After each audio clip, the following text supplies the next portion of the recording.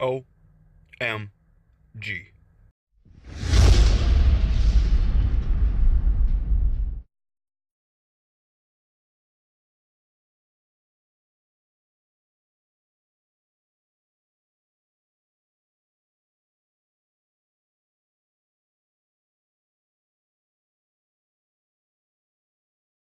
Follow-up on the Kennedy family.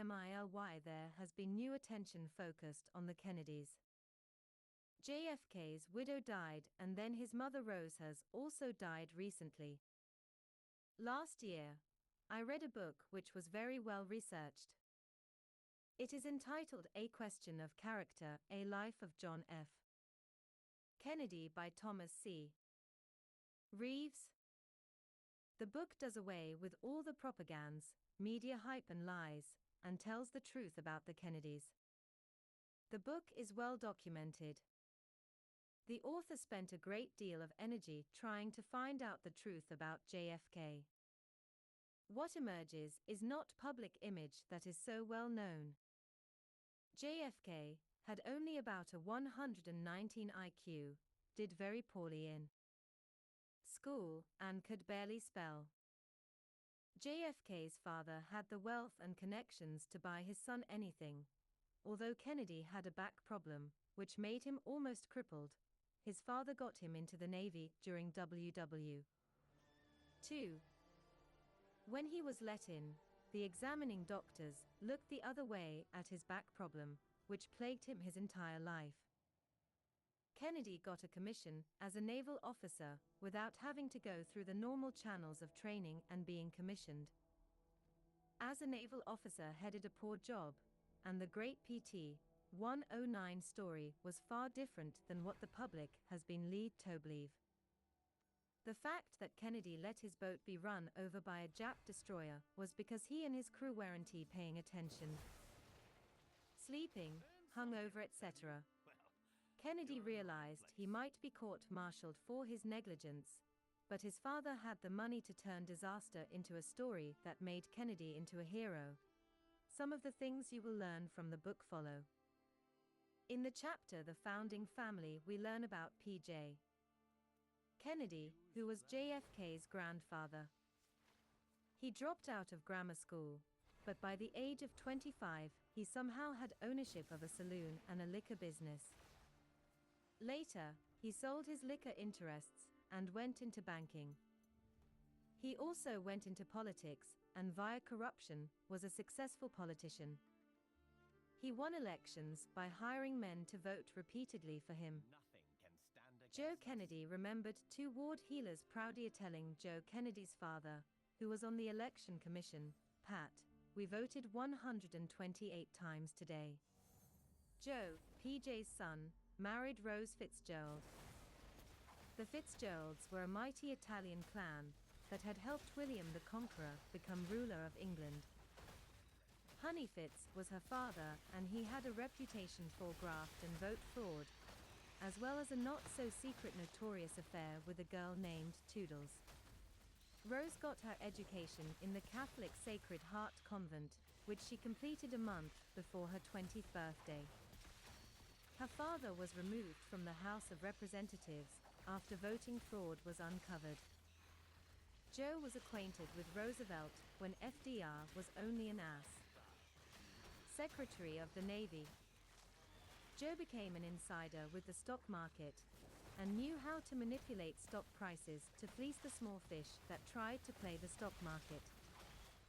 Various gangsters reported that during Prohibition, they had smuggled illegal liquor into the U.S.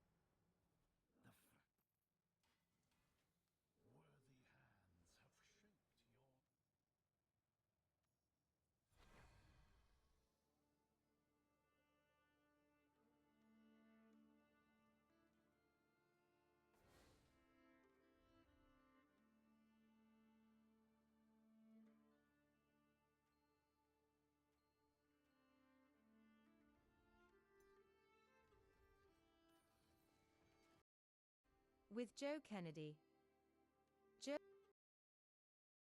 Joe worked with David Sarnoff.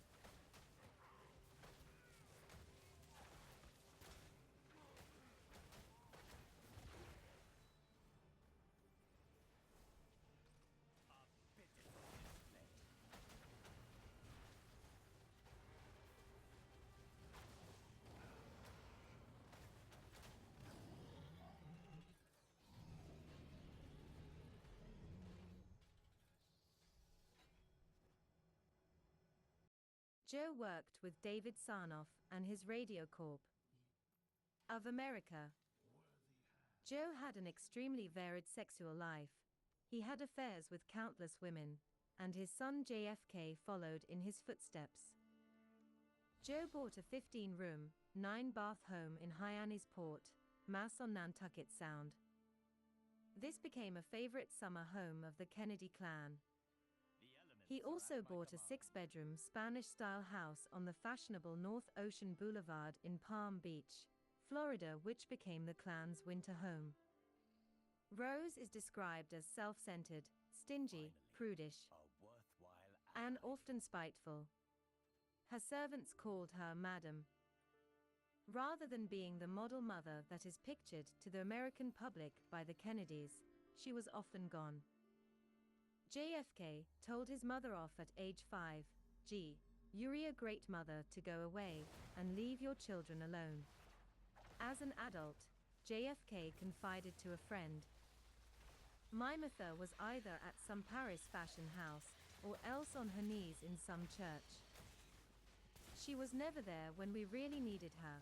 My mother never really held me and hugged me. Never. Never." Further, his father's lack of respect for his mother led JFK to say, "My mother is a nothing." Page 40. Imagine growing up without a mother to hug and kiss you. JFK's father tolerated lit-tie nonsense and no disobedience. Page 33. The life JFK lived at home was not a life of compassion, but one of rigid obedience. The children were stripped of many things ordinary children would have. They didn't even have their own rooms. p. 41. Most children have a room of their own sometime, in which to place their belongings and knickknacks. The few times JFK, as a boy, invited friends over, they were frightened to death at how his father would fly into a rage and give the Kennedy boys a tongue lashing. The children were not allowed to express pain. For instance, when one of the Kennedys were hurt and came to his mother for sympathy, she ordered, "On your feet. Now you know how to behave. Go out there and behave as you know you should." It is highly likely this strictness was related to some type of mind control, which even then was practiced by satanic families. Joe had his daughter given a prefrontal lobotomy and then banished to a nursing convent. From then on, his daughter Rosemary did not exist. One wonders what the full story was about Rosemary. Was she sexually abused, as is done to so many of the elite's daughters of satanic families? Felix Frankfurter, who played such a prominent role with Charles T. Russell, was a good friend of Joe's. JFK managed to hide from the public during his life the fact that he wore glasses, and also to some degree his intense back pain, which hurt him intensely. On page 40 we learn that JFK was unable to have a self-revealing conversation. JFK had a total lack of ability to relate. Everything was very surface in his relations with people. He was very skilled at picking up women and getting them towed. And he had many good friends. However, he didn't have the ability to love or relate to others.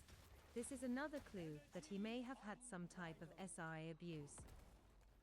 On page 40, Reeves writes, "At the root of it were months of loneliness and their parents' often selfish, insensitive behavior. But I wonder if it didn't go deeper. From what I know from informers, it goes deeper and involves SRA." J.F. Quasante even told of his brother Teddy's birth, until he came home from boarding school and discovered he had another brother. JFK was very unsuccessful at most everything he did. His father had so much influence and power that he could get his son out of almost any difficulty. A friend of JFK's recalled, with Jack, nobody really admired what he did or respected what he did, but they liked his personality. When he flashed his smile, he could charm a bird off a tree. At the age of 17, Jack went to Harlem to a brothel. Later, he nicknamed his sexual organ JJ. Meanwhile, his father was the chairman of the Securities and Exchange Commission, SEC, and an informal advisor to President Franklin D. Roosevelt. I might add here that if you look closely, you will find the Illuminati kings other advisors to the presidents. I have mentioned some of these already, like in the article on the Bundy Illuminati family. Another example may be found in the book The Old Boys.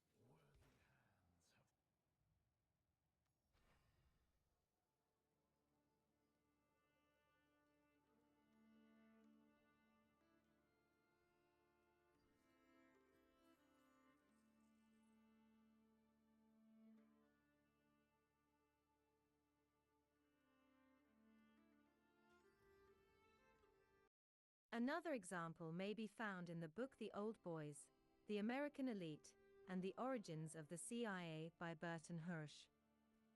On page 41 of The Old Boys, we learn that President Eisenhower's special assistant for Cold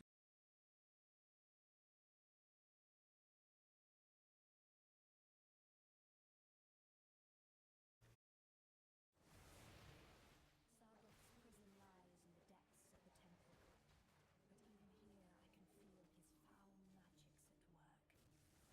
All the spirits of my brethren are under his control. They will rise against us. Persevere and we will meet ahead.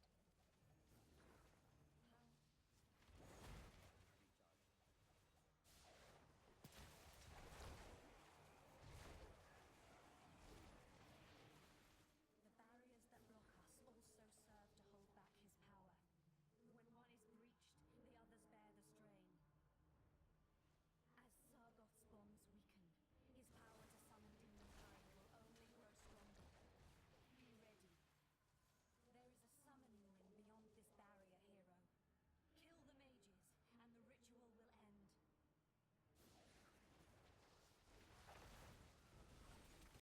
On page 41 of The Old Boys, we learn that President Eisenhower's special assistant for Cold War strategy was Nelson Rockefeller. The most dangerous situation this country has ever been in was the threat of the Russian military, and who was the primary advisor to our President Eisenhower during his term as a U.S. president during the Cold War. Illuminati King Nelson Rockefeller.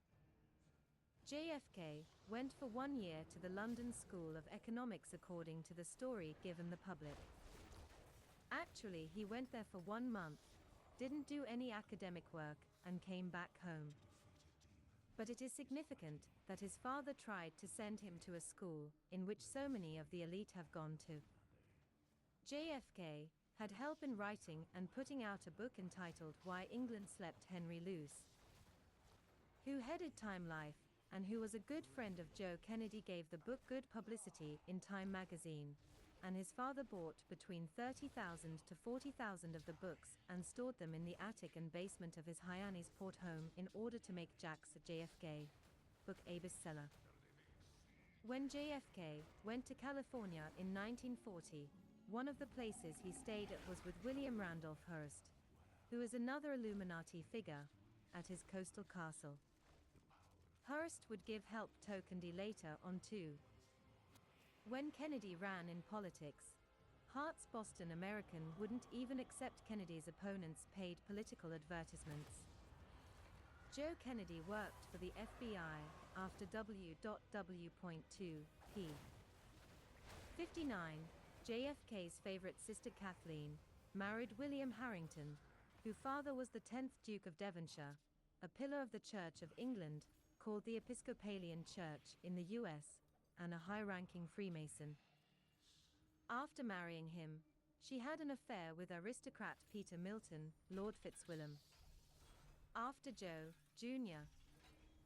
died, JFK's father started grooming JFK to become president. After Jack was elected to the House of Representatives, his 3 best congressional friends were Richard Russell, Spessard Holland, and Robert A. Taft. Notice that 2 of these are from well-known Illuminati families, the Tafts and the Russells. By the way, the occult Tafts and occult Russell families haven't married. Because there is so much disinformation out about the people who run this country, it must sometimes seem rather bizarre that people like me come along and say there is a satanic conspiracy of great magnitude. If Americans were as a whole critical thinkers and would challenge the propaganda that the controlled media gives them, then the false fronts and false public images of their leaders might not get written up so easily as history. There are not many critical thinkers in this nation. There are a great many intelligent people, but not a great many critical thinkers. A conspiracy of great magnitude has had this nation in its grips since the nation was founded, and the controlled press has managed to prevent the general population from finding this conspiracy out. The Kennedy family has played a role in that conspiracy. JFK gave his life to that conspiracy. The assassination of JFK is one of the best ways to introduce Americans to the conspiracy.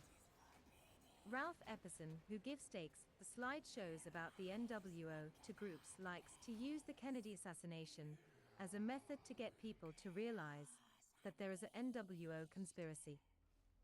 Interestingly, Ralph Epperson had as a companion for a while, without knowing it, an active monarch slave who helped him give presentations. It is difficult for those exposing the NWO to get away from being infiltrated. 1. The monarch mind-controlled slaves are very difficult to detect, especially since most people don't even know that they exist. One of the co-editor of this online book talked to Epperson, and he denies this and says the woman was an SI victim and thought herself to be some government project, but not a monarch victim. Editor's note: Bloodlines of Illuminati by Fritz Springmeier, 1995. The Lee Family. In writing about the Lee family and Chinese secret societies, I am like the man who wakes up in the middle of the night while everyone else sleeps and then gropes around in the darkness trying to feel his way. I can share with you what I've learned, but undoubtedly there is a great deal more that can be learned. When the year started, I knew only a little about the Lee family, and that only from what I had heard. I didn't even know how to spell their name right. I was spelling it Lee. Actually, the Lee family name is spelled Lee in some areas, such as Hokkien, Teochew, Singapore, and by some Chinese Americans. Because I knew so little about the family, it was one of my primary areas of focus when doing. Understanding how Chinese names are joined. Chinese name is made up of a family name, surname, which is written first, and then comes the personal name. In the Chinese way of things, my name would be Springmeier Fritz. Family names are usually of one character each, although there are exceptions like Ouyang and Sichu. There are over 6,000 Chinese surnames for about a billion Chinese. The more frequent Chinese surnames in English-speaking countries such as the US, UK, and Aust are Chan, Lin, Li, Wang, Huang, Mai, Yang, Qin, and Fong. In mainland China, the 5 top families are Chen, Li, Zhong, He, and Huang. Family names are more meaningful for Chinese in China than Foramerican. The Chinese surname Li is a very popular name in China, perhaps not as widespread as Smith in this country, but certainly used as much as the name Brown is in America. Chinese who have the same surname have much more loyalty to someone else who has the same surname. For instance, 2 Chinese with the Li name would consider themselves relatives even if they were total strangers. Even if 2 people knew no blood ties, if they had the same surname, it has generally been considered incestuous to marry each other in China. In the US, if 2 Browns without any apparent blood ties met each other, they would not feel as if they were close relatives, which 2 Chinese with the same surname would. The Li surname has a long history, which goes back to a specific person named Emperor Juanzhuho was the first Li and lived before 2000 BC. This is according to the Xingzuan, the Chinese dictionary of surnames. The Li family has a long history in China with many stories. During the Tang dynasty, about 15 different surnames were given the honor of having the Li surname. Li Yuan was the founder of the Tang dynasty, which lasted from 618 to 906 AD. His son who ruled after him was Li Shimin. In their dynasty, printing and paper money were introduced to China. It's interesting that the Lis are connected. The introduction of paper money. Are the different important Lis related? In recent history, 3 Lis stand out as giants: the billionaire and de facto ruler of Hong Kong, Li Keqiang, Li Peng, the ruler of Red China. Times Lee Kuan Yew, president and dictator of Singapore. I don't know which of the Lees are closely related and which are not. I do know that Lees control Red China, Hong Kong, and Singapore, and have important positions in Taiwan.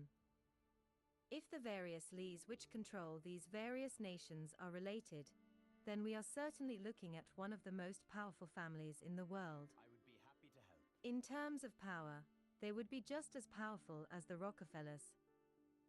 They also connect to secret occult societies, but the secret societies, which the Lees are major players in, are the Chinese secret societies. Those will be covered elsewhere in this newsletter. Which ones are part of the Illuminati? I have learned from a source that Li Koxing and the powerful Hong Kong Lees are definitely part of satanic Illuminati Lees. In terms of whether the Lees who run Red China are part of the Illuminati, I know nothing that directly connects them. However, there are clues that make one wonder. For instance, why do the Rockefellers and Rothschilds have such a cozy relationship with these Red Chinese Lees? Why does the Premier, or Prime Minister, of the People's Republic of China Li Peng visit with the Rockefellers and other capitalists when he comes to New York City, if he is such a hardline communist? Haven't the communists named the capitalists their major enemy?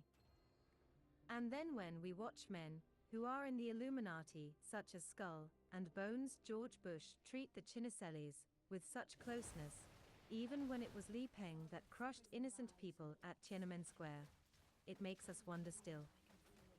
In fact, with other pieces of the puzzle that I have in place, I know that Red China is already cooperating with and part of the New World Order. The only way that China could already be secretly part of the New World Order is for its leaders, who are the Li family, to be in favor of the New World Order. This strongly suggests that the Li family in China is also part of the Illuminati. From what I know, the range of possibilities range from them being on the sympathizers with the NWO elite to them being outright members of the Illuminati. I lean toward the latter view. Then there is Singapore. Singapore is lock, stock, and barrel in the New World Order. They went to a cashless society before anyone else. One of the Li family, who spells his name Lee Kuan Yew, a Cambridge-educated lawyer, was dictator of Singapore for decades. He has ties to the British elite. As an example of his dictatorship, Lee didn't like long hair on men, and so men coming into Singapore with long hair would have their passports taken away, and either got a haircut or went to jail. In 1959, when Britain gave Singapore its independence, the Lee family, in this case also spelled Lee, controlled the People's Action Party, which ruled the country. In 1976, the People's Action Party monopolized politics so much that they won all 69 seats for parliament. Lee Kuan Yew was placed into the all-powerful position of president in 1965, where he remained, I believe, until 1991. Singapore's leaders made Singapore very anti-communist during the Cold War, and when Nixon began his trips to China, Singapore began making goodwill political mission to China. In 1975, Lee's henchman Foreign Minister S. Roger Rotnam went to China and met with Zhou Enlai. Zhou Enlai was the mentor and friend of Yu Peng. Yu Peng's early life. Actually, to be more specific, after Li Peng's father, who was a leading communist, was shot by the nationalists in 1931, Zhou Enlai more or less adopted Li Peng and raised him.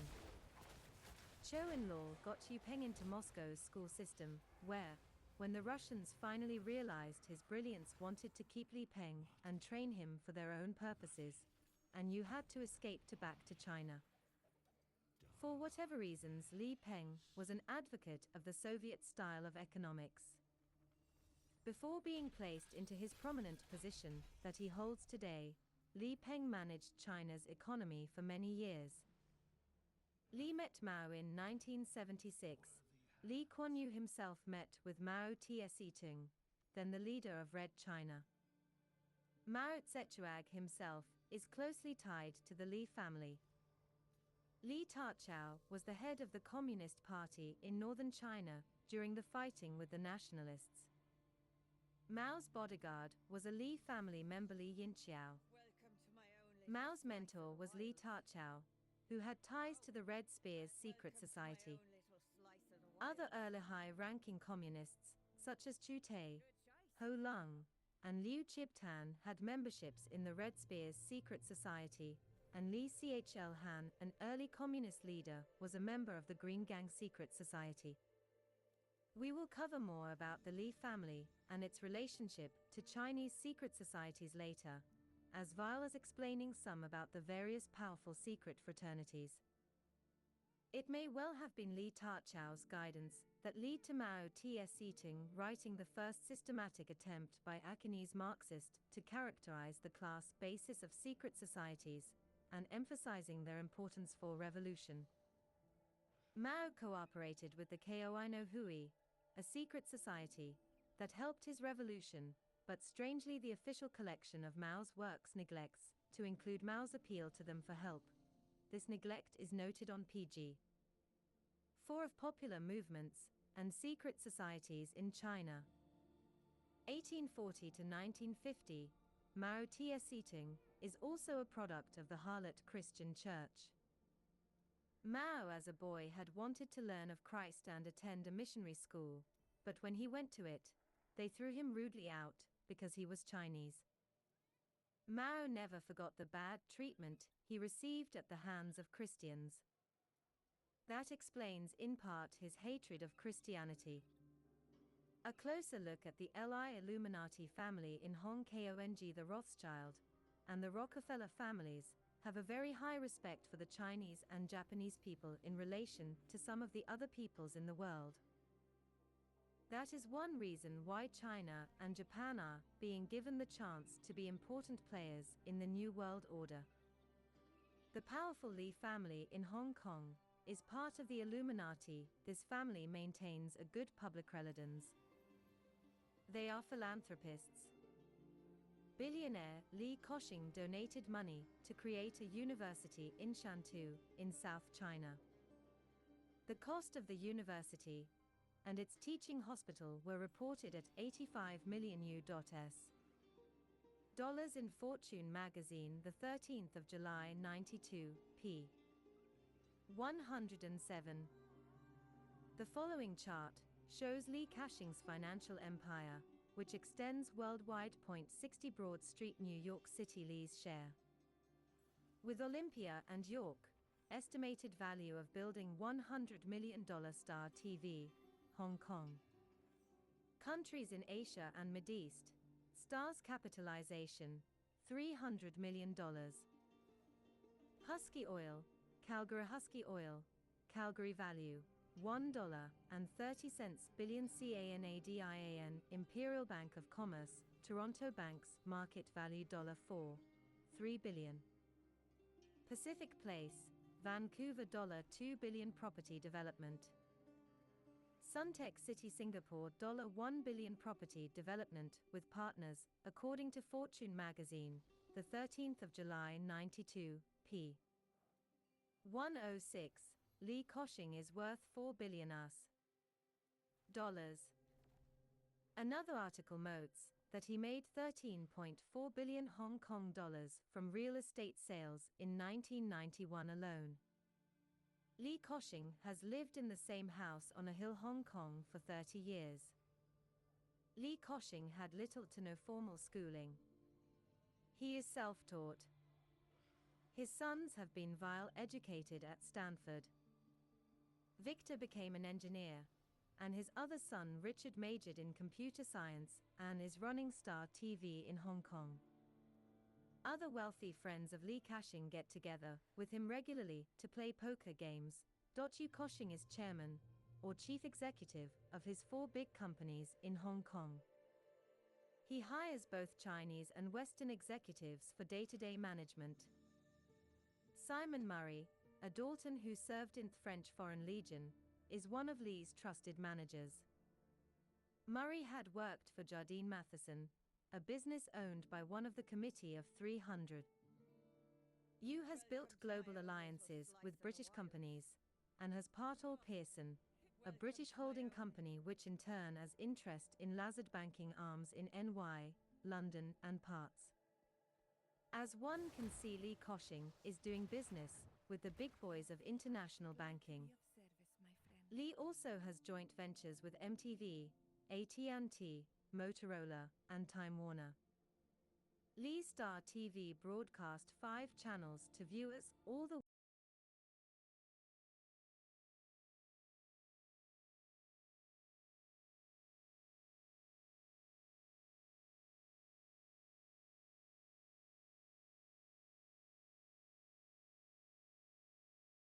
Lee Star TV broadcast 5 channels to viewers all the way from Israel to Indonesia. The programming comes from the BBC News and MTV and some minor partners. Lee is giving Madonna and the rest of Hollywood to the Asians. Lee also invested in Vancouver, BC. He bought the Expo 86 site, which is 1/6 of downtown Vancouver. 27% of Vancouver's 56,000 citizens are of Chinese descent. Vancouver is a triad stronghold. This we'll discuss elsewhere. Lee Koshing has been allowed by the elite to buy into Canada's Husky oil. He could not have done this without the elite's tolerance.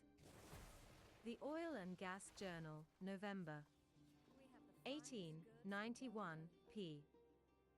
36 states that you now has 86% of Husky oil. The rest of the LI Hong Kong CLA and the Hugh Bank of East Asia, BEA, is run by Yu Kwokpo. BEA has gone into partnerships with such Illuminati-connected companies as G. Warburg. Lee Kwok Po, also known as David Lee, also serves in Hong Kong legislature as the councillor who represents the banking community. He is also a vice chairman of the committee drawing up the future Chinese administrative region that Hong Kong will soon become. He was chosen for this position by the Red Chinese because he was chosen by the Chinese mainly because all his family background. The extended Lee family, with most of its members holding British passports, is one of the territory's rich and influential old families. Far Eastern Economic Review, June 1989, p. 47, Lee has been urging the Hong Kong people to trust the Communist Chinese government. David Lee did not comment on the Tiananmen Square massacre when asked. David Lee holds a full British passport and can go anywhere he wants. Most people in Hong Kong have only a Hong Kong passport that gives them British citizenship, but doesn't entitle them to travel. David Lee's uncle is Simon Lee, who was a Justice of Appeal in Hong Kong, and also selected for the BLDC. His other uncle Ronald Lee was the former chairman of the Hong Kong Stock Exchange and a member of the Basic Law Consultative Committee. Ronald Lee and his son got caught using their stock exchange positions in corrupt money-making offenses and were to be brought to trial. I don't know how it turned out. Another Uncle Lee Footcow was elected in September 88 to represent the Hong Kong financial community in the government. When the scandal broke concerning the elite's BCCI, the Hong Kong branch, Bank of Credit and Commerce Hong Kong, BCCHK, was shielded from investigation. BCCHK's chief executive Tariq Jamil, who could have been called upon to answer questions, skipped the country. Hong Kong authorities made no attempt to stop him. David Yu got involved and suggested that the exchange fund be used to help his BEA acquire BCCHK. Another key figure in the BCCHK was Louis Sobel, who was previously Bank of America's chief contact with Red China. Louis Sorbel has traveled to mainland China regularly since the 1940s. He is rumored to have done dubious practices while chairman of BCCHK, but he left the country for destinations unknown. Ali heads up American Express International in the area. Times Li. Helwu was one of the 5 best-paid chief executives in banking in 1990. Some of the Li family in Hong Kong have taken on the trappings of Christianity, behind which are their other nefarious activities. One Li, Florence Tim Oi Li, has become a lady Catholic priest. National Catholic Reporter, October 1990, p. 12. Richard Li has become a media mogul for Asia. And Victor Li ran the East-West Center in Hawaii. Red China. The real decision-making in China's political system takes place within the Politburo, and particularly among the 7 members of its standing committee, in consultation with retired party elders. The China Business Review, Jan-February 1993, p. 22. This inner circle of 7 men includes 2 members of the Li family, Li Peng, who is the head of this inner circle, and Li Ruihuan, who is head of the Communist Party's propaganda. Li Ruihuan has been a member of this inner circle since 1989. The other men on the inner circle are Jiang Zemin, Xiao Shi, Hu Jindao, Liu Huaqing, and Zhu Rongji. As Premier or Prime Minister of China, Li Peng has met with a great many of the world's leaders, and many of the Illuminati's men. Here is a sampling of Li Peng's meetings. April 28, 90. Soviet leaders. Around July 91, U.S.-China Business Council officials, which includes Illuminati members. August 15, 91, Japanese Prime Minister Toshiki Kaifu. September 3, 91, Great Britain's Prime Minister John Major. November 16, 91, Second of State James A. Baker. December 12 to 14, 91, Prime Minister of India P.V. Narayanan RAO. February 1, 92, present. George Bush Peb. 3, 92, top U.S. capitalists, Illuminati members. February 10, 92, Yeltsin in Russia. Do the world's leaders confer with each other? Li Peng is not the only important Li family member to be the president or premier of China. Li Xlanian was involved in the power struggle after Mao's death and was president of China. For a number of years, Li Xianyan was considered one of the 4 top leaders of Red China. For many years, Li Xianyan did lots of traveling to places like Africa, where he held high-level meetings with other leaders. Li Desheng was a member of the Politburo, Central Committee of the Communist Party, and served in key military posts. Li Qiong was a member of the Central Committee of the Communist Party, and was appointed Minister of Foreign Trade in 1978. Contact or cooperation between the Illuminati and The Li's General Li Mi fled to the Golden Triangle and was provided via CIA agent supplies. It was Li Miho started up the poppy fields to produce drugs that would be marketed by the other top Illuminati families. It was not chance that Li began opium production. The whole affair was a carefully calculated event by the Illuminati, who have made millions running drugs for centuries.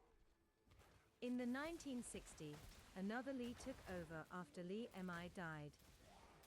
His name was Li Wenhuan.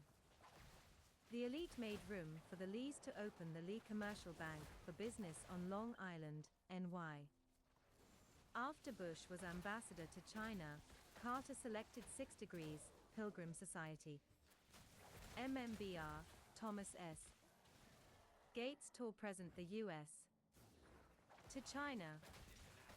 David Rockefeller gave his okay to the selection of Gates, and Gates was transferred directly from working on the board of J.P.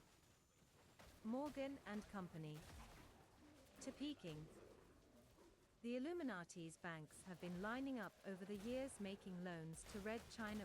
One of the articles that I read to understand where Clinton was going with Red China was in the Jan-February '93 issue of the China Business, which had on its cover a picture of Clinton and Li Peng with the question "A new era?"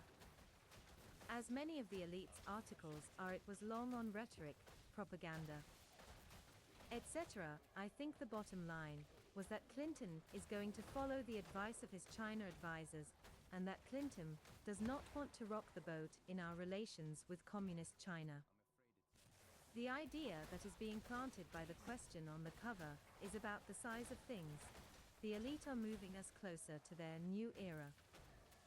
The Li family and Chinese secret societies. In my investigation of the triads, I discovered that the Li family is one of the principal families which has controlled it. The triads is a Chinese secret society, which is something of a cross between the Masons and the Mafia, something in the line of P2 Freemasonry, except much bigger.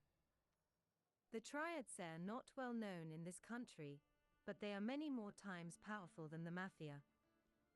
It is known that the Mafia was invited to work with the triads in 1970, and at the time the Mafia didn't like the triads' arrogance. However, in my opinion, the triads were not being arrogant considering how powerful they were at the time. I suggest the reader read the article on the triads for more understanding on this. For the sake of completeness, I will list some of the Li's past and present that have been important triad leaders. See below. I am not trying to weary you with all these strange names, but in breaking new ground on understanding this powerful Illuminati family, if specific details are not given out, we risk losing some of the picture. The Li's control Hong Kong and the triads run Hong Kong. Is there a connection between the Li family and the triads? Yes, there is a big one, but it is very secret. Triad leaders of the FAMILY Li Kai-tang, overseas leader Li Slenchi, Li Shu Cheng, Hyun Li Hung, Honan Li Krchen, Triad, Shanghai Li Lap Ting, Guangxi Province Li Ping Ching, Triad, Shanghai, Li Shichin Li Wen Mao Fat Shan Li Yuan Fa Hyun, Li Cole Fat, Hong Kong Li Jaffa Mr Britain Li. North of Peking. The Li family and GENETICS. The Li family has also provided some of the greatest scientists in the field of genetic research. Genetic research has been an avid interest of the satanic hierarchy. SUMMARY. The facts I have of what is going on with the Li family are just enough to provide us with the basic picture. The Li family in Hong Kong is part of the satanic hierarchy and works hand in glove with British and American elite. They also help run the triads. Whether or not the Lis in Hong Kong are related to the Red Chinese Lis who run China, I do not know, but it is clear that some Lis run Red China and also Singapore. Both these countries work hand in hand with the satanic hierarchy, so it makes one suspicious as to whether their leaders are part of the hierarchy too. If these Lis do consider themselves blood relatives, which they might, we know that according to Chinese custom they would do this to a great extent anyway, then that makes the Li family an incredibly powerful family of worldwide importance. Bibliography selected and condensed. Booksbooth, Martin. The Triads. The growing global threat from the Chinese criminal societies. Chesneau, Jean. Popular movements and secret societies in China 1840 to 1950. The New Emperors. Magazines, various issues of the following, Bankers Monthly. Business News, The China Business Review, Far Eastern Economic Review, Fortune, Hawali Business. Publishers, Weekler Maclean's. National Catholic Reporter.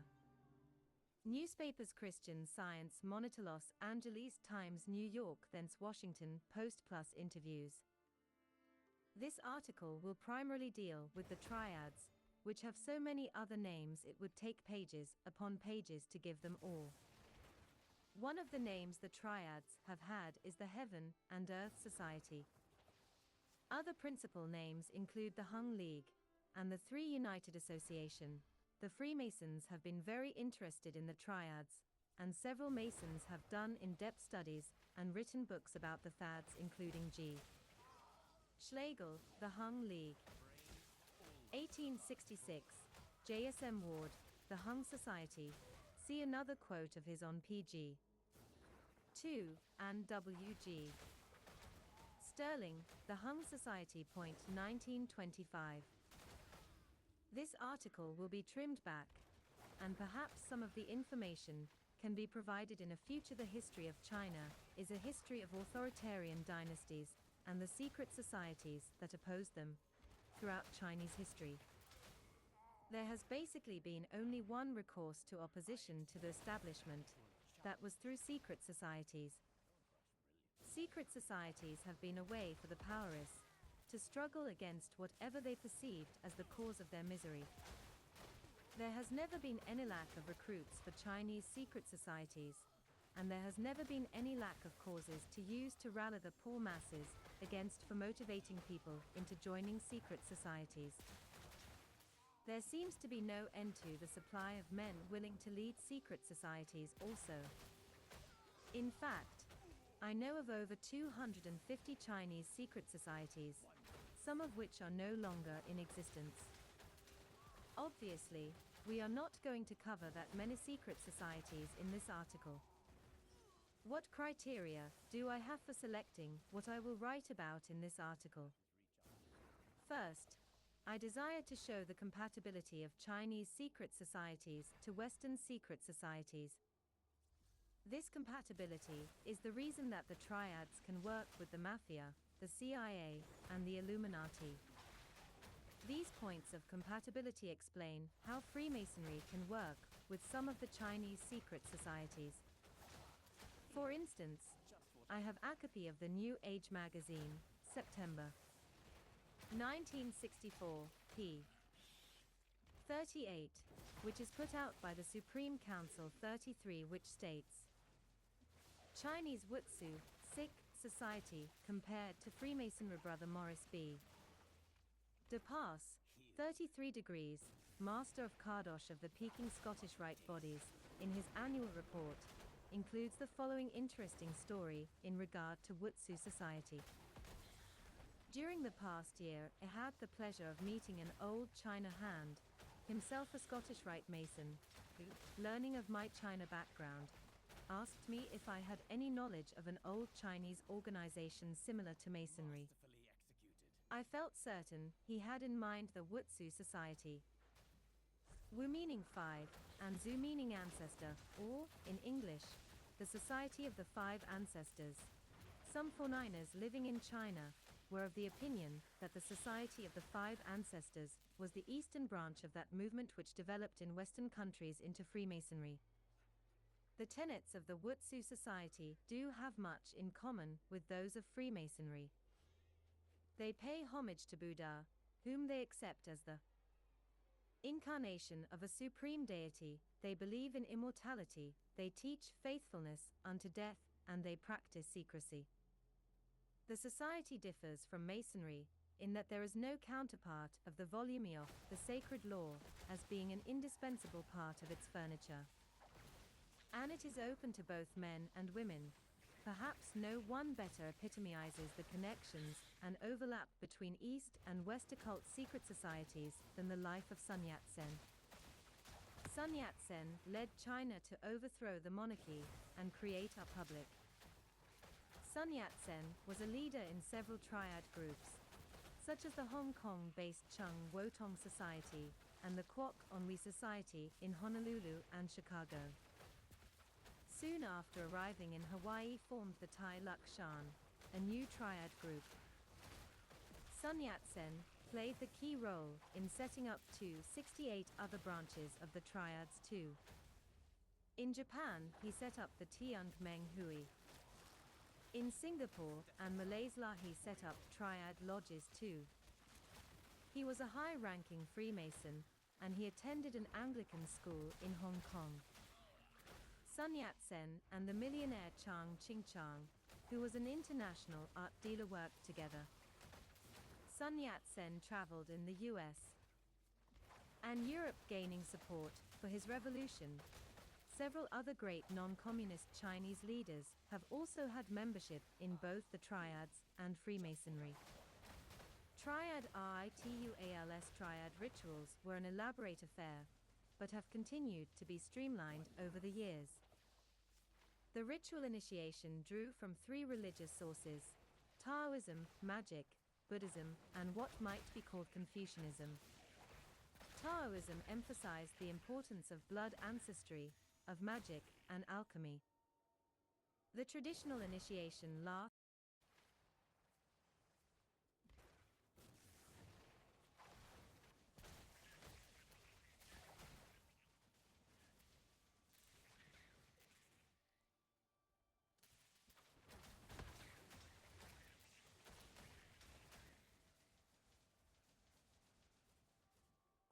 pitiful display.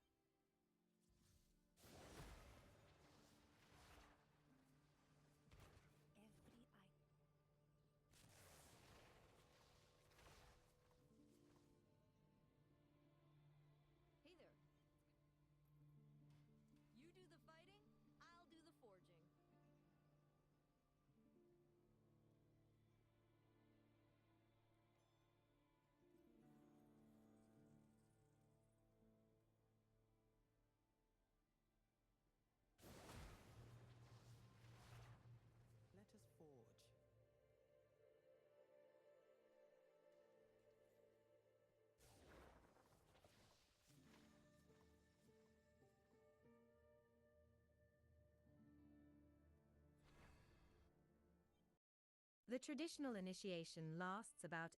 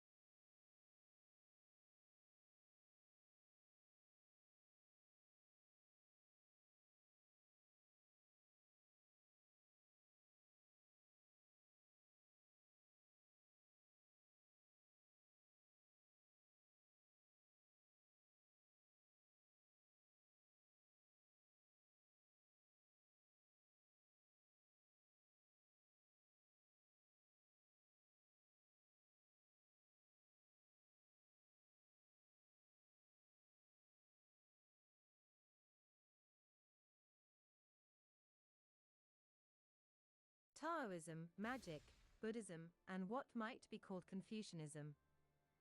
Taoism emphasized the importance of blood ancestry, of magic, and alchemy. The traditional initiation lasts about 8 hours and includes ritual dance, secret handshakes, a blood sacrifice, and pricking the finger of the new initiates. The triads have an extremely long history and a lot of heritage. In order to try to capsulize what they are, one has to look at what they are doing at a particular moment.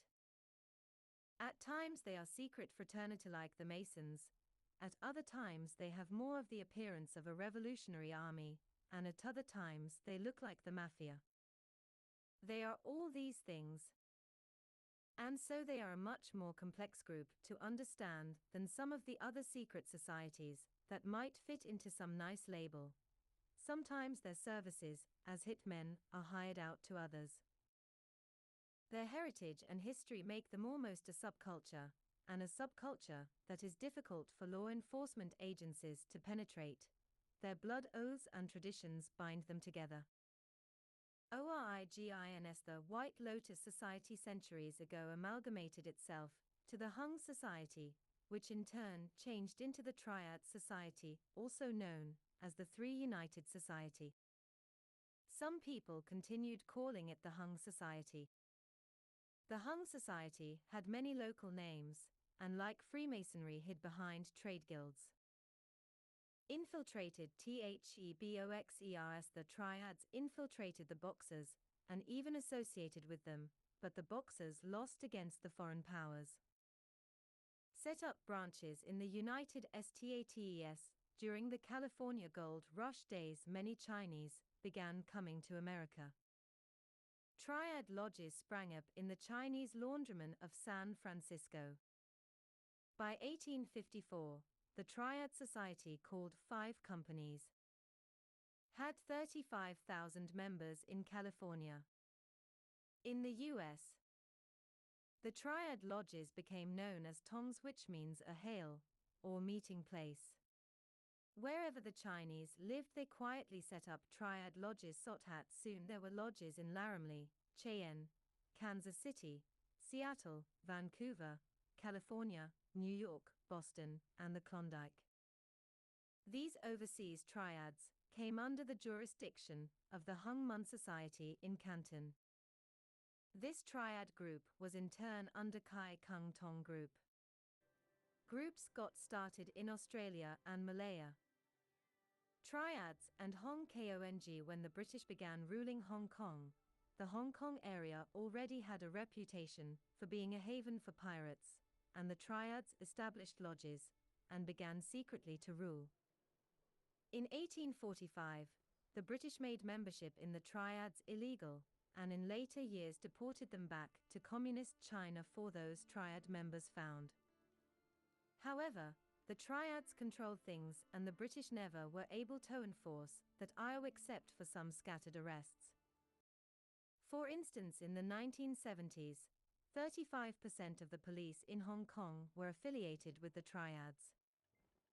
In fact, the British man Ernest Taffy Hunt, the police superintendent of the THAAD Bureau of the Colony of Hong Kong, was paid bribes for 18 years ranging from about HK 700,000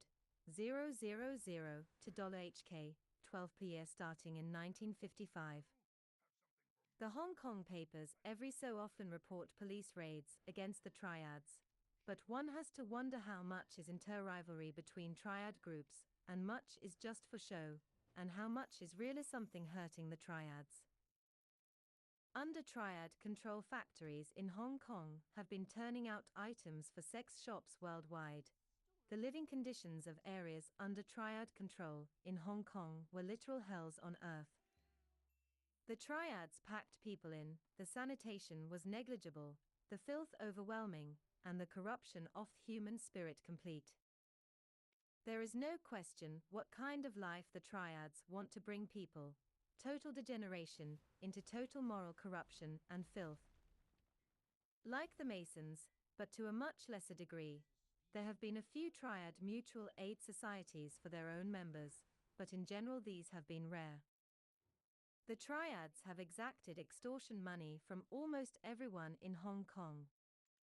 The history of their extortions and threats, etc., is many books long.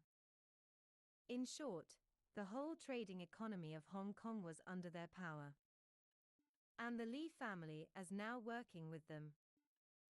See the Lee article in this issue. Various scandals over the decades have repeatedly shown that the triads have totally infiltrated the Hong Kong government and police force. Wherever ethnic Chinese were hired, the triads infiltrated, and then even many of the non-Chinese were bought off. People in Hong Kong who have watched the triads do illegal acts right in public have frequently been frustrated by the lack of police response. The triads and China before the communists took over, the triads ran China. For instance, in 1917, it was discovered that the triads, along with the vice president of the Republic of China, was stealing public funds to purchase opium to deal in the drug trade. The leaders of Free China have been triad leaders. Many of them have also been Freemasons. After the communists took over, the triads had to go way underground. The communists never stopped the triads, but they did make them much more secret. You may remember when the Tiananmen Square massacre occurred, the newspapers quietly reported that the triads had smuggled the leaders of the democratic movement out of Red China. As was just said, the communists have never broken the power of the triads. In fact, not only has the brutal Red Chinese government been ineffective against the triads, most of the police everywhere have been. The triads are the most powerful criminal fraternal group in the world, except for the Illuminati and the families that make up the Illuminati's Committee of 300. The mafia is small peanuts compared to the triads. The triads are almost untouchable by any law enforcement group. For instance, in Great Britain, the British do not have hardly any ethnic Chinese on their police force to even try infiltrating the triads. The triads have operated in the United States for over 100 years and are major drug handlers working in cooperation with the Illuminati kings. And most Americans do not even know they exist, and although America has ethnic Chinese, Americans of Chinese descent do not speak the Chinese dialects that undercover agents would have to know to break into the triad operations. Different triad, groups. There are numerous triad groups. By 1931, there were 8 main triad groups, and they had divided Hong Kong up into geographic areas and ethnic groups that each was responsible to control. Their 8 main ones at that time were the Wo, the Rung, the Tung, the Chon, the Xiang, the Fukyihing, the Yeon, and the Luan. Each had its own headquarters, its own sub-societies, and its own public covers. The Fukyihing's cover was that it was registered as a benevolent society for workers. It had 12 branch offices and a membership of 10,000. Yeon's cover was as the Yeon Commercial and Industrial Guild. The Wo operated as death gratuity associations. Anyway, each found some cover to hide behind. Most of the martial arts dubs were fronts or affiliations with the triads. And continue to be. Not only in Hong Kong, but to some degree in other countries. 2.as An example of how divided the triad groups are one of the large ones. The Wo Society was itself split into 3 major factions: Wo Xing Tong, Wo Yangyi, and Wo Hoptu, which for years struggled for domination of the Wo Society.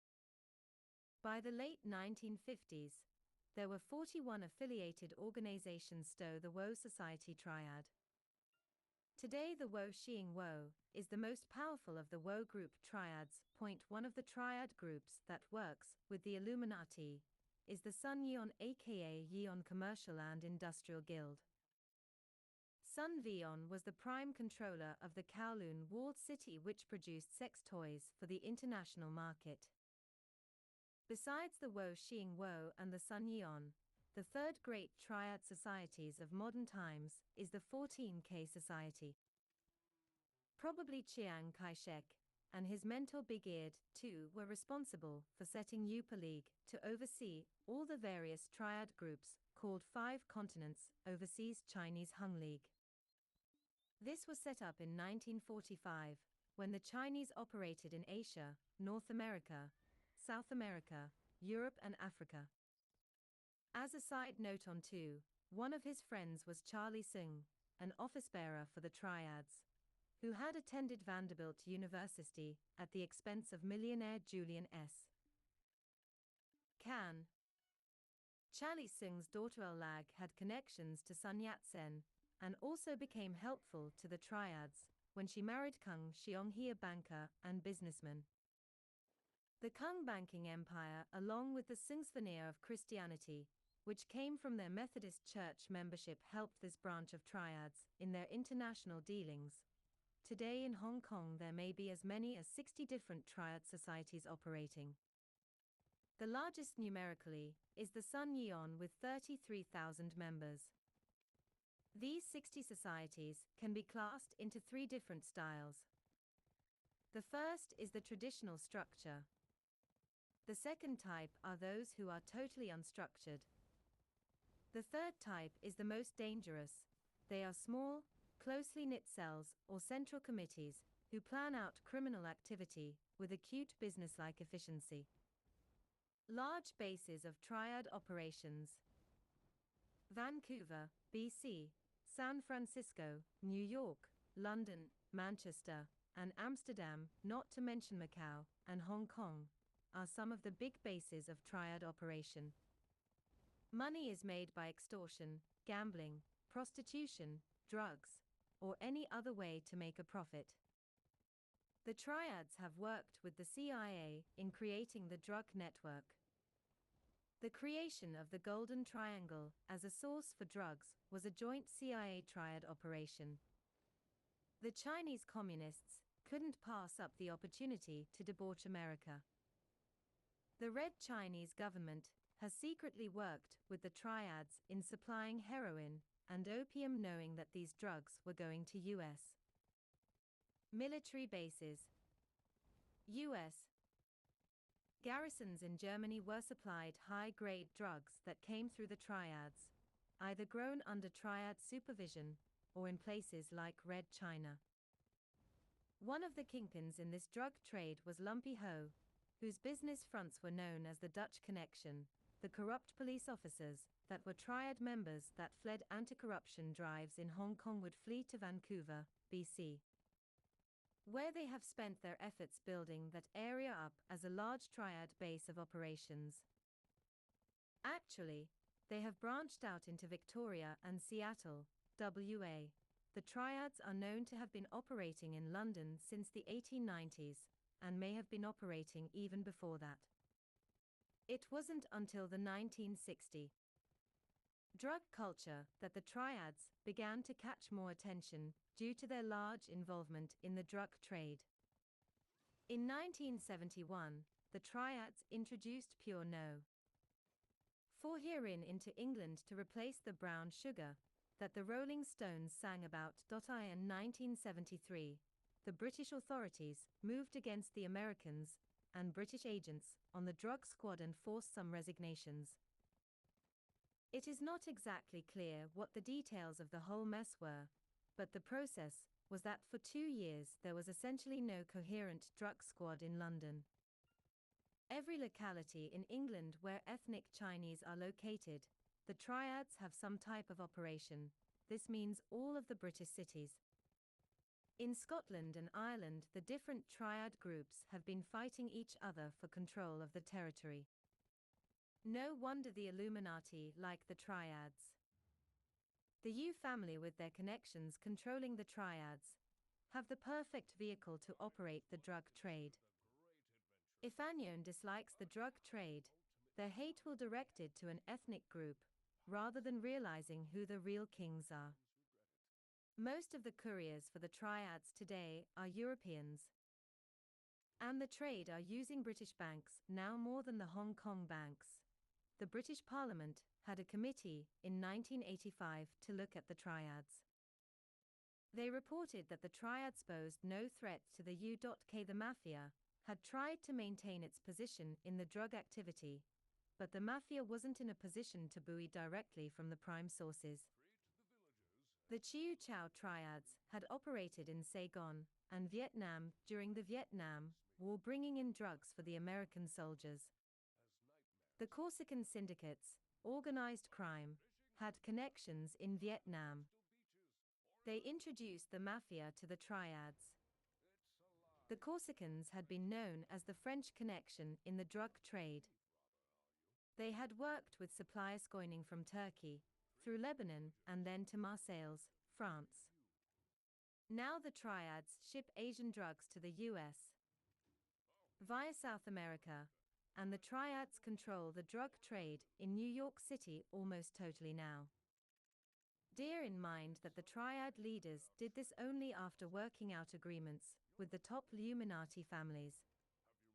If the top Illuminati families were not cooperating, the triads would be out of business. One of the strong-arm units of a New York triad group called Hip Sing Tong is the Flying Dragons. The On Leong, another NY triad group, has the Ghost Shadows as their strong-arm unit. If one takes a city like Toronto, Canada, there the population of Chinese and Vietnamese is 175,000 at least. This is a large pool of people from with to build triad lodges.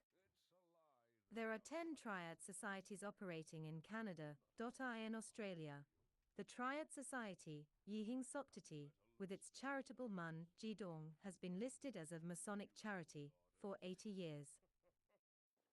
The Mun Jidong has decided to operate legally. Public CEREMONIES. The triads would publicly celebrate the goddess of mercy and the god of the earth each year at Amajor Festival, where a bamboo bomb would be set off.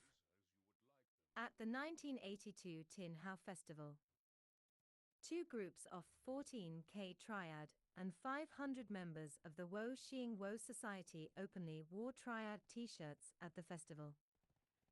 This was publicly breaking the law that prohibits the triads from publicly advertising, but the triads got away with it with impunity. ENFORCEMENT. The triads' tradition weapons are the meat cleaver and a razor-sharp butcher's knife, which they use to slash people.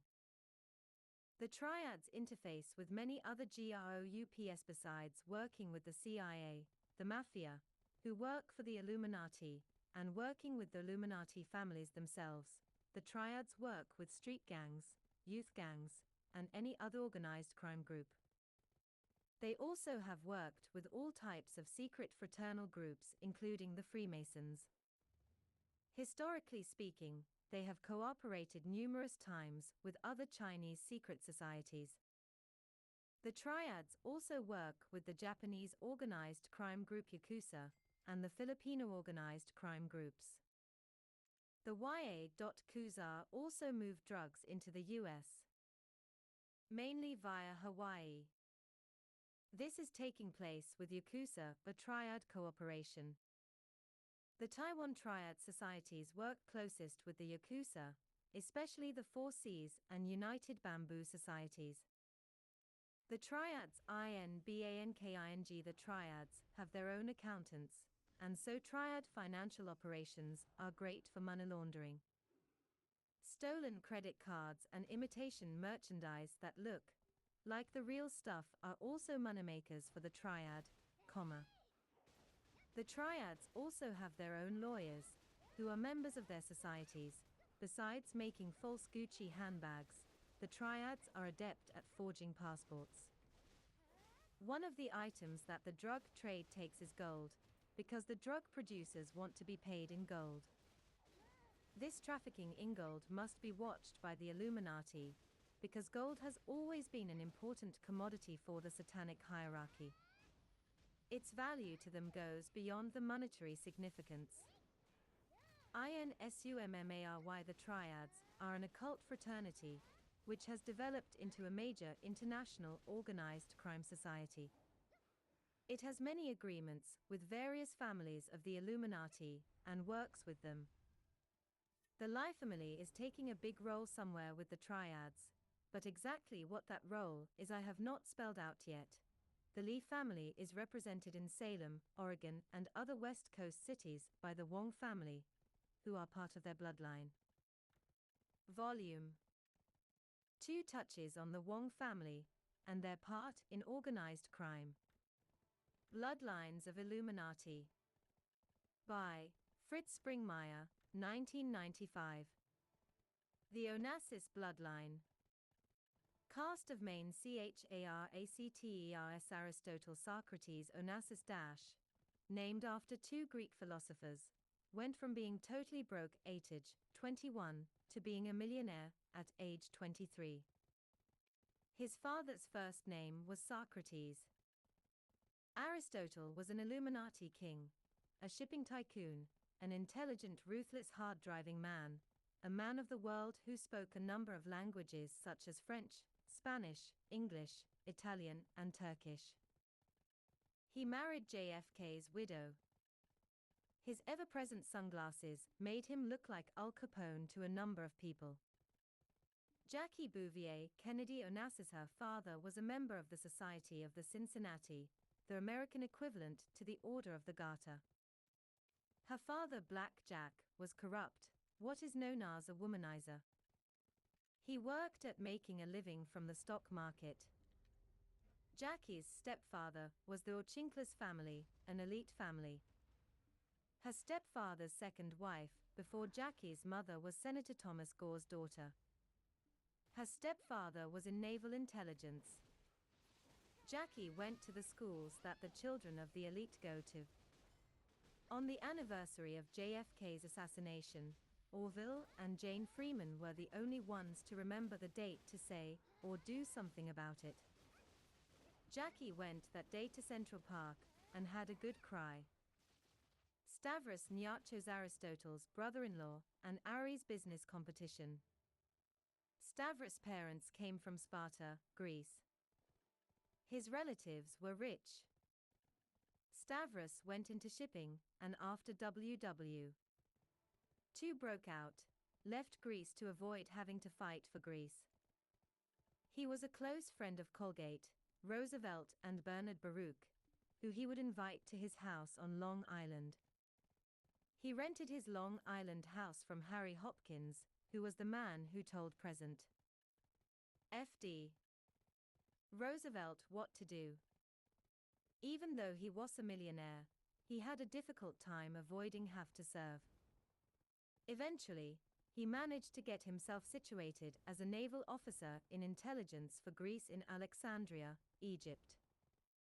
Information sent into the 69-70 Who's Who reference book about his wartime exploits are fictitious.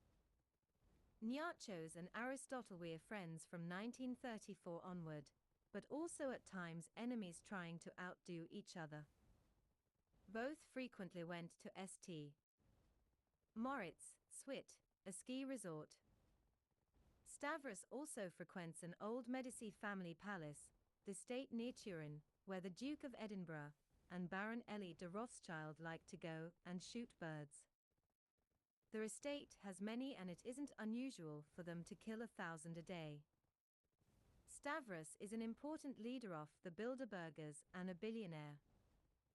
He married Henry Ford II's daughter, who was 38 years younger than he was, and divorced her shortly afterwards. He worked closely with David Rockefeller. Is the Onassis bloodline still powerful? Aristotle Onassis died in 1975. His son and heir to his throne died in 1973. My inside information about the Onassis family being one of the top 13 goes back to the 1960s and 70s. Is the family still powerful? One big clue that they still wield power within the Illuminati is that Stavros Nyarchos, Aristotle's brother-in-law, is a powerful Bilderberger.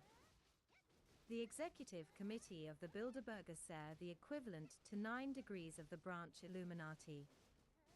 Is the Onassis family still one of the top 13 satanic bloodlines? I do not know. The answer lies in doing genealogical work to find out what the core satanic bloodline is that curses through the Onassis family. One whistleblower on the Illuminati was Dennis Brunel, a Grand Master of an OTO lodge, who became disillusioned with the OTO's Illuminati program. Some of his information touches on the Onassis family. My understanding of the Onassis family is limited in terms of their satanic activities with the Illuminati, but I will attempt to give my readers a better understanding. My inside knowledge of the occult side, that is the secret satanic ritual activities of the family, is sparse, because my informants have very limited knowledge of the Onassis participation. However, there are certainly plenty of tracks in the sand which indicate who the business friends of this family have been, and they have been very clearly those within the Illuminati, or with connections to it. Turkey, the area that is now known as Turkey, played a major role in the mystery religions. The use of drugs to create religious experiences was developed to a fine art by various occult fraternal mystery religion groups in the Turkey area. The assassins, from where we get the word hashish, controlled parts of Turkey and Lebanon in medieval times. They used drugs to gain the allegiance of their recruits. Some of the most powerful figures for the Illuminati have been Turks. The Grand Orient has had some powerful figures in Turkey. For instance, at the Masonic Congress of all the Grand Orients, that's European Freemasonry, although several American presidents have been members of European Freemasonry, Grand Lodges, Bu Eight came from Turkey. The Grand Lodge of Asia was represented by Sebek Kadir from Asia. Bu Eight took a big role in the Grand Orient's decisions. As a aside, let me explain one example of the power of the Grand Orient in America. The Grand Orient was originally strong in Louisiana, but spread itself to many other U.S. locations. Garfield, a very powerful man in the Grand Orient, managed to become U.S. president because the political process got deadlocked at the convention and the Masons suggested him as a compromise candidate. Although Garfield was an extremely powerful Mason, had been perhaps the youngest general in the U.S. Army during the Civil War, the Illuminati ordered him shot after he had served about a year in office as president. Garfield was reported by an eyewitness to satanic rituals to have participated in the cannibalistic rites of Satanism done to gain the spiritual power of the eaten person. The Grand Orient Freemasonry has been linked to other orders of Freemasonry that are also called Rosicrucians. Pope John XXIII joined a Rosicrucian group that had links to European Freemasonry when he was in Turkey. While the secret Grand Orient Freemasonry was very strong in Turkey in spite of its small numbers, the regular American Freemasonry granted a dispensation for a Masonic lodge to operate in Smyrna, Turkey in May 1863, but the charters were withdrawn on August 27, 1880. However, it is interesting that of all the Turkish cities, Smyrna was definitely the best place for Freemasonry to gain recruits. Men like Ait Pasha and many of the other Pasha family have been leaders within Freemasonry and the Illuminati. Ait Pasha was a Satanist and had a large harem. Mehmet Talat Pasha, 1872 to 1921, was a Freemason and part of the Turkish Revolution of 1908. He was the leader of the Young Turks, which was a joint project of the Sufis and the Frankist Satanists. The type of Satanism led by the Frank family has had connections to Turkey for hundreds of years. Mehmet Talat Pasha was the Grand Master of the Grand Orient of Turkey. He was held the political position in Turkey of Grand Vizier of Turkey, 1917 to 18. Another Turkish Pasha was part of the Turkish royalty running Egypt when Egypt was part of the Ottoman Empire. His name was Khedive Ismail Pasha, and he was Grand Master of the Grand Lodge of Egypt. It was this Turk, Khedive Ismail Pasha, who gave the famous obelisk to the United States. This obelisk was called Cleopatra's Needle and was originally erected in the City of the Sun, Heliopolis, about 1500 BC. The obelisk is our presentation of a human penis, because sun worship of regeneration, sex, and worship of sun god Satan were all tied together. Masons helped with the moving of the obelisk and its dedication when it arrived in New York City. Large obelisks have been erected by Masons in New York, Washington, D.C., Paris, the Vatican, and London. If my memory serves me correct, Berlin received 1-2 at one time. Every morning, when the United States President wakes up, he can look out the window and see the Masonic obelisk and be reminded of who controls America. 11. The President has any training in the mystery religion of ancient Egypt. He will also know what body part is symbolically erected in the Washington Memorial. If the United States were ever to return to serving God, that monument will be a good one to destroy. God asked the Israelites not just simply to avoid worshipping such abominations. He asked his people to destroy them, for their very creation was abomination. This touches on the issues raised in another article in this newsletter. The Illuminati of Europe via the Brother East India Company wrested control from the great moguls of the opium trade during the 18th and 19th century. People connected the Brother East India Company were responsible for the creation of the Fabian Society. The Illuminati, already headquartered in London in the 19th century, allowed John Jacob Astor, see January 193 newsletter about the Astor family, beginning around 1815 to operate an opium smuggling operation. Besides Astor's ships picking up quicksilver and lead at Gibraltar, and iron with steel from northern Europe, his ships picked up opium at Smyrna, Turkey. The opium was then sold in China. The Onassis family was one of the top 3 merchant families in Smyrna. And Socrates Onassis, until 1922, quietly ran a banking operation, or money laundering. From their home, which had a large amount of money left by powerful Turks, could Socrates' father been part of a secret Illuminati opium connection, which had begun back about 1815 with the Astor family in Smyrna, Turkey? We know for certain that he had powerful British Italian, and Turkish friends before he was arrested in 1922, and that these friends saved his life from a death sentence. About 1925 to 26, his son Aristotle Onassis, who was from Smyrna, Turkey, began secretly importing opium into Argentina from Turkey, under the cover and disguise of importing tobacco. The Grand Orient of Italy, by the Jewish Freemason Emanuel Kaas, established 2 secret lodges at Salonika, Turkey around the early 20th century. The dialect of the Jews in that area is often mistakenly called crude.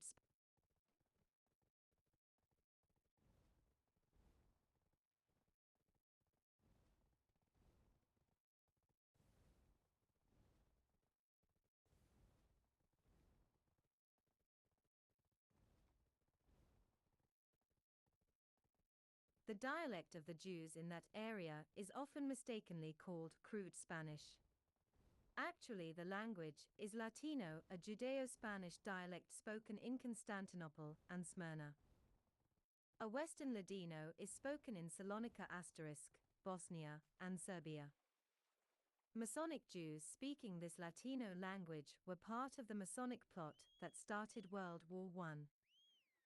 Numerous high-level Masons were informed of the coming assassination of the Archduke, which a thinking person could realize. What an contradiction. Actually, I would state it slightly different.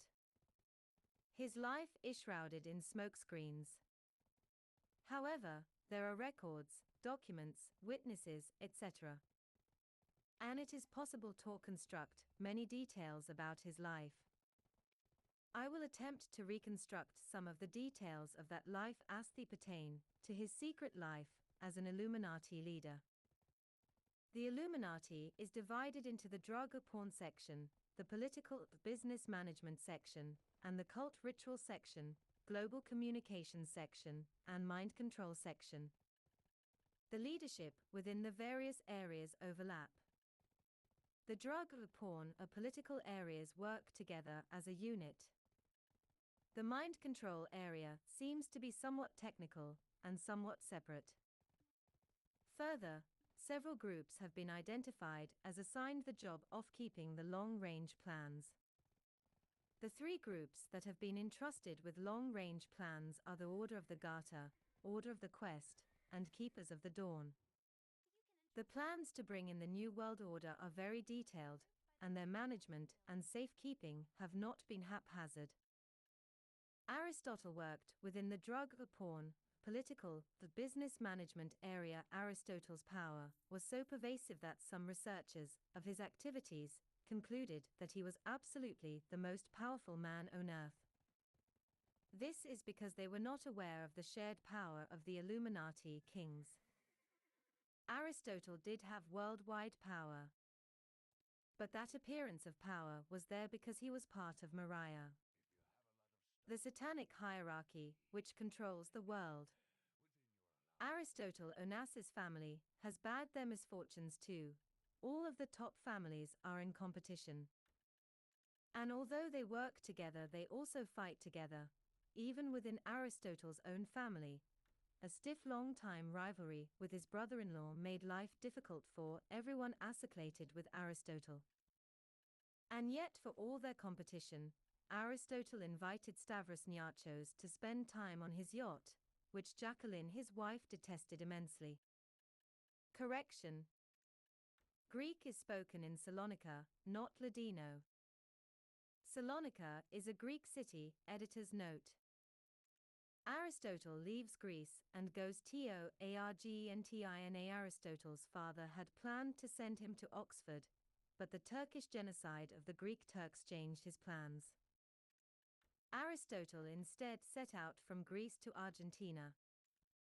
Supposedly, Aristotle landed in Argentina stateless and broke.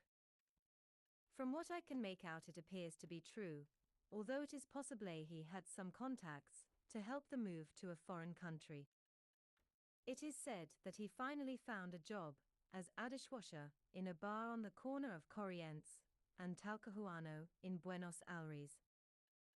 Near the end of 1924, he was able to obtain a job IATA on with the British United River Plate Telephone Company.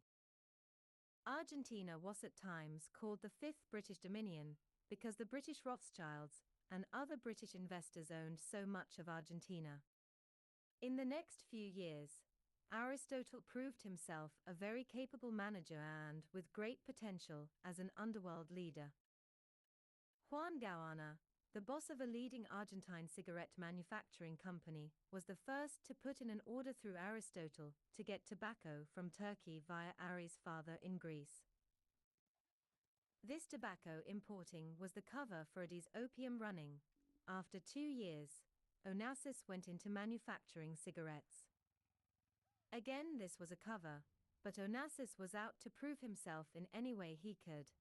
So he illegally borrowed the name of a famous Argentine brand of cigarettes called BIS, and labeled his cigarettes the same thing. The owner of BIS sued Onassis for using his company's name and won in court. The cigarette manufacturing was clearly a losing deal, and Onassis got out of it. However, the biographies credit his cigarette manufacturing as bringing in his wealth, while at the same time acknowledging that he was losing money from them and had to dump them because they were unprofitable. Which is it? As I stated, Aristotle was running drugs into Argentina. Aristotle states that he was penniless when he arrived in Argentina at age 21, and that he had made his first $1 million by age 23. Long story short, the facts as to where he lived, what witnesses say, etc., appear to collaborate that he went from having nothing to being wealthy within those 2 years. His lifestyle changed dramatically. People blame his riches on the fact that he worked long hours. I know many people who work long hours and are creative, and people just don't move up the ladder that fast by working for a phone company and selling tobacco. Aristotle's, Friends Aristotle, Onassis associated with many powerful people. The fact that he rubbed shoulders with establishment figures that tie back to the elite is nothing surprising of a person his wealth. However, it is the nature of his involvement with other Illuminati figures that reveals his position within Maria. Before going into his Illuminati business ventures, let's just discuss some of his friendships. An example of his visits to friends is this quote from the book Onassis. The Christina's cruises always produced items which no alert gossip columnist could miss. Onassis dropping in on Prince Alfonso Jorge's Marbella Club in southern Spain and lunching with Baron and Baroness Guy de Rothschild, amidst rumors that it was Rothschild money that had supplanted his own in Monte Carlo, was obviously a noteworthy social incident. Onassis, p. 255, during WW. 2. Onassis was a regular guest of the movie mogul Spiro Skouras at Mamaroneck on Long Island. Other close friends of Onassis were the Perons of Argentina. The Perons set up a dictatorship in Argentina. The Perons have a great number of Nazi and satanic connections or activities. If you get into studying about the Perons, you will come up with names such as Joseph Mengele, a satanic Nazi doctor, Dr. Fritz Thyssen, and Otto Skorzeny. Onassis had sexual liaisons with Evita Peron, who was a platinum blonde. Onassis had Nazi connections that continued his whole life, as did the Perons. For instance, one of Onassis's Nazi associates was Hjalmar Schacht, president of Hitler's Reichsbank, who Onassis hired after the war. Schacht hyped Onassis shipyards in Germany build tankers after WW. 2. Until people realize that the real guiding hand behind the Nazis was Satanism, they will continue to be misguided as to the way everything connects together at the top. For instance, John Foster Dulles was the man at Versailles Treaty, who can be credited for having created the treaty's harsh terms against Germany that ruined Germany financially after WW. 2. And yet this same man, John Foster Dulles, was the person who secretly went to Hitler to confirm to Hitler that the elite would financially back Hitler's rise to power. If Hitler were anything like our image of him, Haider would have wrung his neck. Here before him was the man who made Germany suffer. Why was Hitler friendly with this man? It makes no sense, unless people wake up to what is going on. The answer is that there is a conspiracy of those who are at the top to rule us, and to guide us toward a new world order, and they are quite willing to sacrifice whole nations to do that. Onassis was an extremely close friend of Winston Churchill. The Freemason Winston Churchill is a descendant of a family that has been part of the elite that have secretly run the world. Winston Churchill on several occasions told Onassis that the only one he could trust in WW2 was Joseph Stalin. This is a far cry from the picture given in history books. Winston Churchill spent a great deal of time on Onassis's yacht Christina. Onassis was also friendly with Winston Churchill's friend of Bernard Baruch. It was Bernard Baruch who convinced Winston Churchill to join the Illuminati conspiracy. He asked Churchill to come watch something important in NY in 1929, and then he showed Churchill how they could destroy the stock market. That show of power brought Churchill on board. Two other Illuminati friends of Ari Onassis were Joseph Kennedy and Peter Grace. Both men also belonged to top 13 Illuminati bloodlines. Gianni Agnelli, a powerful man in the Illuminati, spent time on a number of occasions on Onassis's yacht Christina while it was seen the Riviera. Years before JFK became president, Onassis had JFK and Winston Churchill on his yacht at the same time. In 1928, the Illuminati men, who controlled the major oil companies, got together at Achnacarry Castle and formally created the Achnacarry Agreement, which divided up the World into an international cartel. This is why you may have watched the same gas truck bring gas toll the different gas stations in an area, for instance, say a Sinclair station, a BP station, Rothschilds, and an Exxon station, for Rockefeller. If the reader understands the world's oil was totally in an Illuminati monopoly by 1928, it will help you understand that Aristotle, who was the man who built the largest oil tanker ships, was also Illuminati. In 1 year alone, during the 1950s, Onassis bought 17 new tankers. Evidence of THECONSPIRACY, one of the most telling paper trail signs that the conspiracy has left behind, was an executive order that FDR signed just after Japan bombed Pearl Harbor. This executive order was a semi-secret amendmento trading with the Enemy Act, which made it legal to trade with the enemy if the Secretary of the Treasury, then Hans Morgenthau, gave permission. Morgenthau was a tool of the conspiracy, and of course he gave permission to the top Illuminati to trade with the enemy. In 1983, a book came out, Trading with the Enemy, which exposes how the elite secretly kept Hitler going by supplying him, rebuilding his communications, etc. Onassis as an Illuminati king worked with other elites, Rockefeller, Kennedy, Getty, to quietly make a profit and keep the war going longer.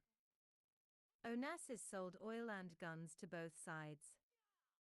ITT telephones were used in German submarines. This executive order shows that at the top there is a conspiracy. It is reproduced on the following pages. There were 450 merchant ships owned by Greeks before WW2.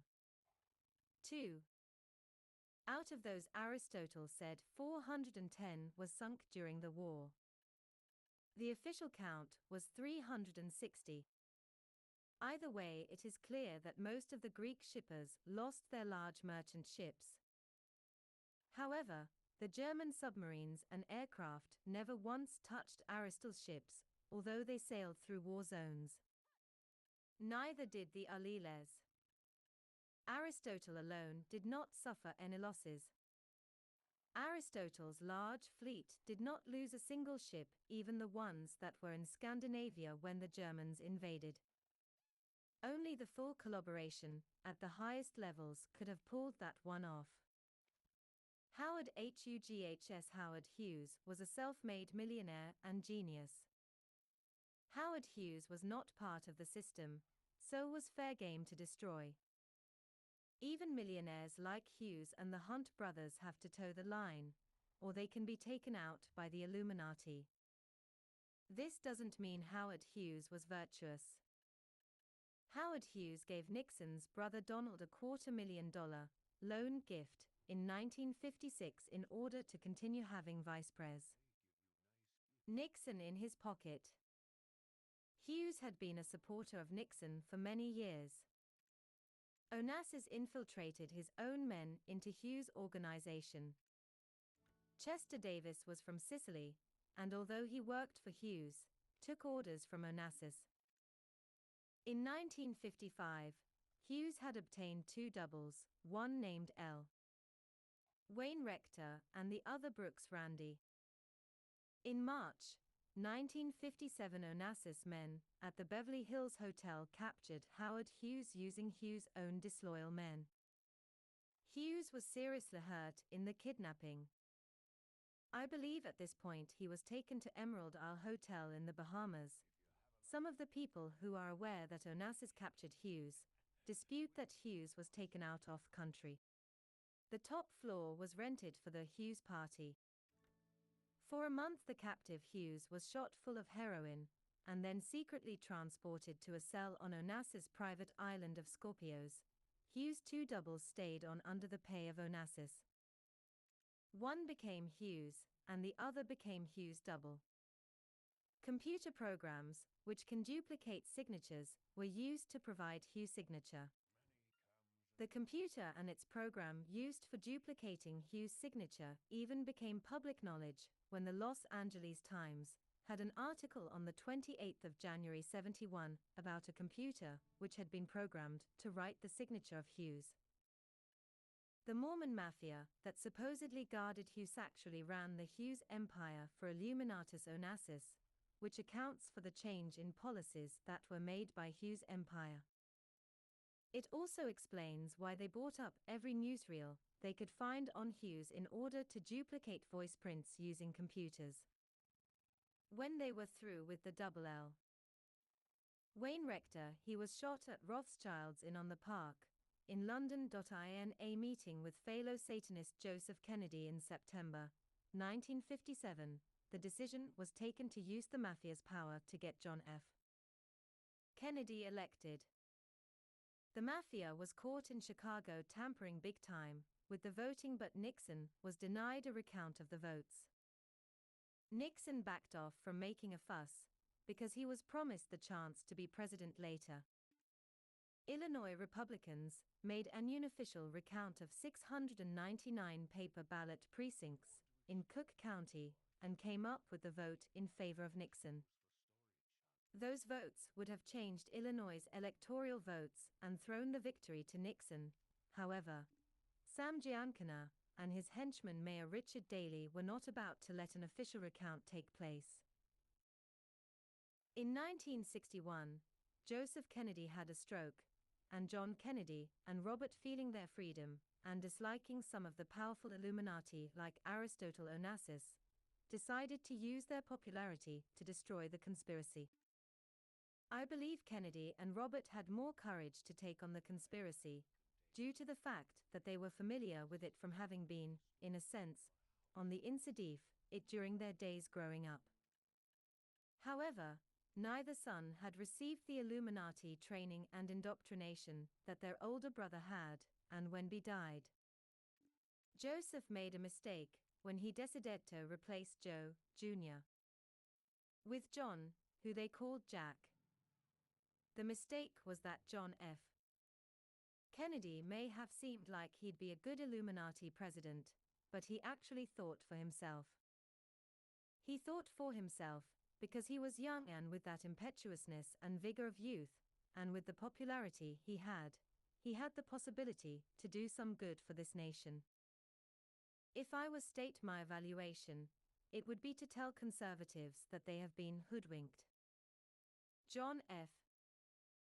Kennedy did more conservative, preserving this nation, things in his presidency than Nixon and Reagan, who are heralded as conservative. Kennedy didn't recognize Red China, no dash, that was Nixon. Kennedy didn't triple the national debt, no, that was Reagan. The CIA has been out to get JFK, ever since they realized JFK didn't view himself as their puppet, but that he viewed himself as their boss. The head of CIA on purpose ruined the CIA's chances to succeed at the Bay of Pigs. He personally prevented the CIA air cover from taking off, which the CIA knew that without air support, the operation had no chance, which was soon proved correct. In everyone's zeal to get JFK, they blamed JFK. It all sounded so believable, because the CIA were going to tell the full story. The public is not astute enough to realize that the press had subtly turned against Kennedy. Two powerful friends who liked John F. Kennedy and wanted to help JFK fight the elite were taken out before Kennedy was assassinated. Senator Estes Kefauver, whose crime commission had discovered the 1932 deal that Onassis, Kennedy, Maya, Roosevelt, Lansky, and other Illuminati mafia figures had made. Kefauver was poisoned so that he had a secret poison-induced heart attack on August 8, 1963. One suspect that might have done it was his subordinate Bernard Fensterwald, who was also a CIA assassin. The other was Philip Graham. His wife Catherine Maya Graham has been a full participant of the conspiracy and shows up repeatedly in elite activities. Catherine bribed some psychiatrists to certify her husband, who was editor of the Washington Post, was insane. He was ordered by a judge into a mental hospital. When he was allowed to visit home on a weekend, he was found suicide by a shotgun. Bobby Kennedy had a good idea who shot his brother. He wrote an unpublished book called The Enemy Within, and then later he was assassinated too. Actually, the whole establishment were out to get Kennedy, and even George Bush was involved with the assassination. The key to understanding the Illuminati is that it is headquartered in the London area. The Satanists and witches refer to Great Britain as the mother country. Onassis had the best connections anyone could want in the British government, as would be expected of someone of his standing in the Illuminati. He had many British friends. Just one example is Sir Lionel Heald, the brother Attorney General. He attended the exclusive Brother Other Club. When WW II broke out on September 3, 39, Onassis was living in Savoy Hotel, where the headquarters for the Illuminati's Pilgrim Society are. The British London Times backed Onassis in his dispute with Peru over whaling. Onassis did finally get himself into trouble with illegal whaling when the nation of Norway gathered the evidence of his lulling of hundreds of whales that were illegal to hunt. Just two more quick examples of his social connections in Britain are his attendance at J. Paul Getty's party at Sutton Place, ENG. In the 50s, and Onassis' own big party for the elite on the 17th of June 58 at Dorchester, England. As explained in Be Wise as Serpents, Britain's Overseas Intelligence MI6 is the Illuminati's chief intelligence agency. There is no way of knowing how many meetings took PRC dealing with the planning of the assassination of Kennedy. The first were high-level Illuminati meetings. But the Illuminati meetings were not operational-level meetings. There were several levels of meetings. Next, a series of meetings by British intelligence at Trial Compound at Montego Bay, Jamaica, and mafia meetings at who knows where. A minor trading company called Permindex was the cover to an assassination bureau that had its major U.S. subsidiary, the International Trade Mart, in New Orleans. The